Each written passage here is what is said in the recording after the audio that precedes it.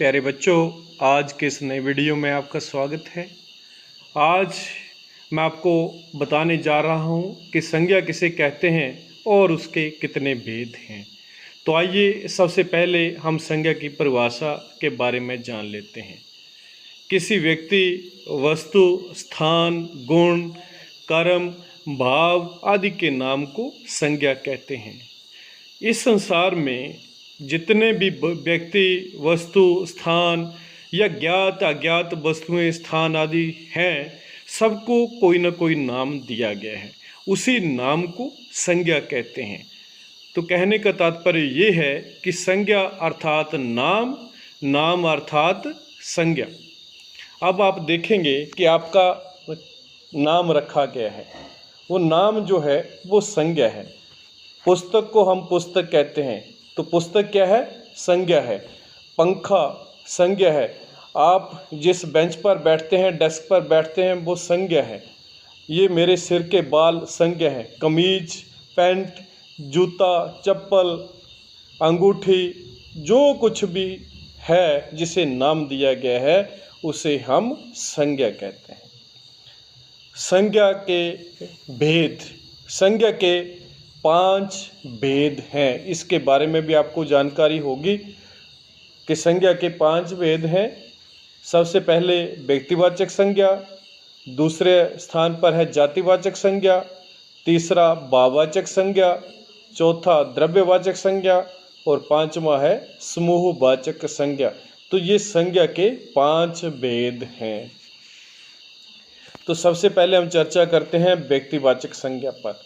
अब व्यक्तिवाचक संज्ञा के उदाहरण आप देखेंगे। पहले राम, कृष्ण, भारत, अमेरिका, दिल्ली, पटना, रामायण, गीता, गंगा, यमुना, हिंद महासागर, चिल्का, सांभर आदि।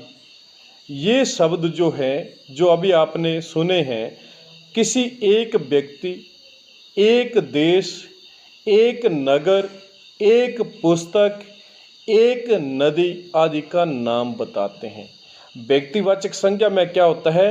ये एक ही व्यक्ति, एक ही वस्तु, एक ही स्थान, एक ही पदार्थ का बोध करवाती है। इसमें आपने विशेष रूप से याद रखना है। व्याकरण में हम इन्हें जो है प्रॉपर नाउन कहते हैं, यानी व्यक्तिवाचक संज्ञा कहते हैं। अब इसकी परिभाषा देखिए आप। जिस संज्ञा शब्द से एक ही व्यक्ति या वस्तु के नाम का बोध हो उसे हम व्यक्तिवाचक संज्ञा कहते हैं। अब आपको स्पष्ट हो गया होगा कि इसमें एक ही व्यक्ति, एक ही वस्तु, एक ही स्थान का नाम आता है, उसे हम व्यक्तिवाचक संज्ञा कहते हैं। अब दूसरा भेद है इसका जातिवाचक संज्ञा। व्यक्तिवाचक और जातिवाचक संज्ञा में थोड़ा थोड़ा ही अंतर है, वो आपको मैं स्पष्ट करूंगा भी एक चार्ट के माध्यम से भी। तो इसके उदाहरण देखिए आप। आदमी, गाय, देश, नगर, पुस्तक, नदी, पहाड़, समुद्र आदि। ये संज्ञाएं व्यक्तिवाचक संज्ञा से सर्वथा भिन्न हैं। जो आपने अभी ये उदाहरण सुने, ये व्यक्तिवाचक संज्ञा से थोड़े भिन्न हैं। विशिष्ट व्यक्तियों आदि को नहीं बतलाती हैं, बल्कि जाति वर्ग के प्राणियों, वस्तुओं आदि को बतलाती हैं। गंगा, राम, ये जो थे ये व्यक्तिवाचक संज्ञा के उदाहरण थे। भारत, दिल्ली, रामायण, ये भी क्या थे? व्यक्तिवाचक संज्ञा ही थे। इसके अलावा कृष्ण, इराक, पटना, गीता, यमुना, ये भी क्या थे? ये एक ही देश या एक ही व्यक्ति, एक ही पुस्तक, एक ही ग्रंथ का बोध करवा रहे थे। अब आपको मैं दूसरा समूह बताता हूँ। इसमें देखिए आप, इसमें आदमी, देश, नगर, पुस्तक, ग्रंथ, नदी, ये क्या है? ये एक जाति विशेष का हमें बोध करवा देते हैं। इस प्रकार आपने देखा कि दूसरे समूह की संज्ञाएं एक ही प्रकार के सभी प्राणियों, वस्तुओं, स्थानों आदि का बोध कराती हैं। इनसे पूरी जाति का बोध होता है, इसलिए इन्हें जातिवाचक संज्ञा कहते हैं। जिस संज्ञा शब्द से किसी जाति के संपूर्ण प्राणियों, वस्तुओं, स्थानों आदि का बोध हो उसे जातिवाचक संज्ञा यानी कॉमन नाउन कहते हैं। ये देखो, मैंने आपके लिए एक चार्ट भी बनाया है जिसमें पहला समूह है व्यक्तिवाचक और दूसरा समूह है जातिवाचक। पहले समूह में राम, कृष्ण, ये क्या है? ये आदमी विशेष के नाम हैं। तो जब हम राम या कृष्ण कहेंगे तब ये व्यक्तिवाचक हो जाएगा। अगर हम कहेंगे कि आदमी, तो आदमी जातिवाचक संज्ञा हो जाएगा। ऐसे ही हम अगर भारत, पाकिस्तान, इराक, चीन आदि अलग अलग देशों के नाम लेंगे तो ये व्यक्तिवाचक होंगे। अगर हम कहेंगे कि देश, तो देश में जो है सारे देश समाहित हो जाते हैं, इसलिए संपूर्ण जाति का बोध करवाता है। ऐसे ही दिल्ली, पटना, हमीरपुर, शिमला, ये क्या है? अलग अलग नगरों के नाम हैं। जब हम दिल्ली, पटना, हमीरपुर, शिमला, कांगड़ा, धर्मशाला आदि कहेंगे तो ये व्यक्तिवाचक संज्ञा होगा। और अगर हम कह देंगे कि नगर, तो नगर जो है वो जातिवाचक संज्ञा हो जाएगा। ऐसे ही रामायण, गीता, कुरान, बाइबल आदि अगर हम अलग अलग कहेंगे तो ये व्यक्तिवाचक संज्ञा। अगर हम कहेंगे पुस्तक या ग्रंथ तो ये जातिवाचक संज्ञा हो जाएगा। ऐसे ही गंगा, यमुना, सरस्वती, सतलुज, भागीरथी, तो ये अलग अलग नदियों के नाम हैं। अगर हम गंगा, यमुना वगैरह कहेंगे तो ये व्यक्तिवाचक हो जाएगा। अगर हम कहेंगे नदी तो ये जातिवाचक हो जाएगा। तो आपको इस चार्ट से स्पष्ट हो गया होगा कि व्यक्तिवाचक और जातिवाचक संज्ञा में क्या अंतर है। तो ये परिभाषा हम पहले भी देख चुके हैं कि जिस संज्ञा शब्द से किसी जाति के संपूर्ण प्राणियों, वस्तुओं, स्थानों आदि का बोध हो उसे जातिवाचक संज्ञा कहते हैं। तो उसके बाद हम आ जाते हैं, लेकिन एक विशेष बात आपने याद रखनी है कि जो जातिवाचक संज्ञाएं हैं ये गणनीय होती हैं, इन्हें गिना जा सकता है। ये आपके लिए एक टिप्स भी है कि जातिवाचक संज्ञा जो है वो गणनीय होती है। गणनीय अर्थात जिनकी गिनती हो सकती है। एक लड़का, 5 पुस्तकें आदि, ये जो है जातिवाचक संज्ञा के उदाहरण हैं।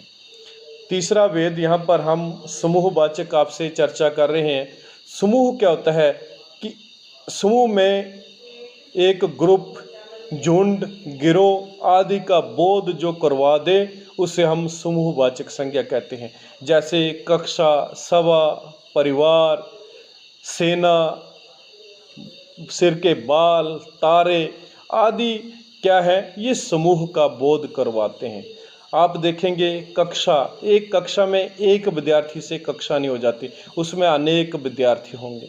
सभा जो है एक अकेले आदमी के बैठने से नहीं होती, सभा में एक से अधिक व्यक्ति होते हैं। परिवार एक सदस्य से परिवार नहीं होता, परिवार में एक से अधिक सदस्य होते हैं। अब सेना में एक सैनिक से सेना नहीं होती, सेना में बहुत अधिक सैनिक होते हैं। जैसे सिर के बाल आप देखेंगे कि एक बाल नहीं है सिर पर, असंख्य बाल हैं, तो ये भी क्या है? एक झुंड है। उसी तरह तो आकाश के तारे आप देखते हैं, कितने सारे तारे होते हैं, तो ये भी एक समूह का बोध करवाते हैं। तो अनेक व्यक्तियों या वस्तुओं के समुदाय को समूह कहते हैं।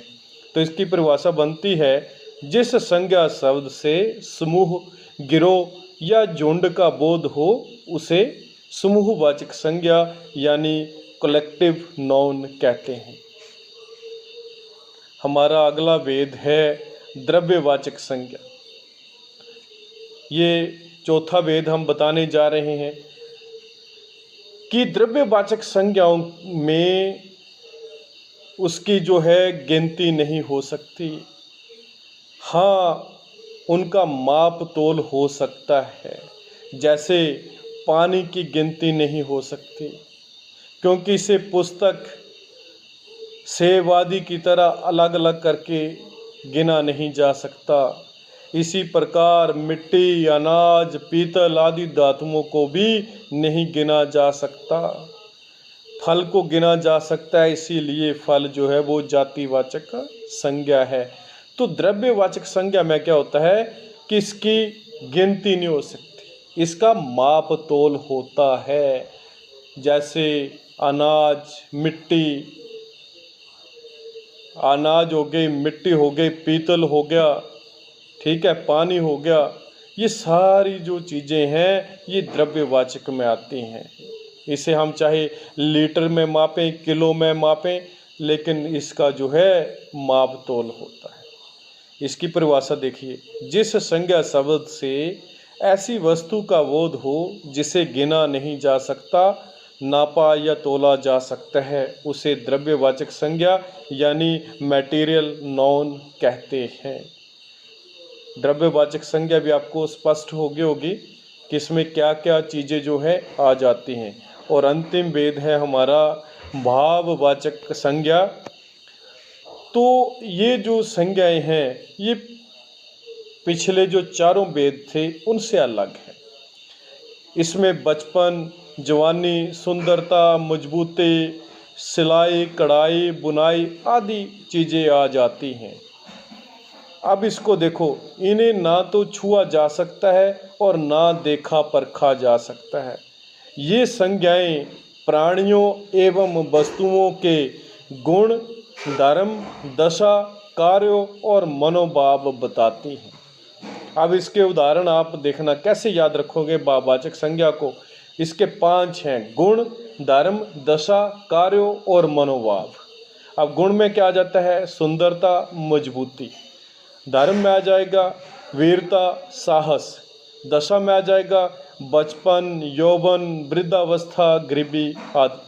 कार्य में आ जाएगा पढ़ाई, सिलाई, बुनाई, देखना आदि। मनोभाव क्रोध, अभिमान, आनंद आदि। ये 5 चीज़ें आपने इसमें भाववाचक में याद रखनी है: गुण, धर्म, दशा, कार्य और मनोभाव। अब इसकी परिभाषा क्या बनती है? जिस संज्ञा शब्द से प्राणियों या वस्तुओं के गुण, धर्म, दशा, कार्यों, मनोभाव आदि का बोध हो उसे भाववाचक अब्स्ट्रैक्ट नाउन कहते हैं। तो मुझे उम्मीद है कि आपको संज्ञा बड़ी आसानी से समझ आ गई होगी। यदि आपको मेरा ये वीडियो अच्छा लगे तो इसे लाइक करें, शेयर करें और मेरे चैनल को सब्सक्राइब करें। धन्यवाद। Like a Hellcat.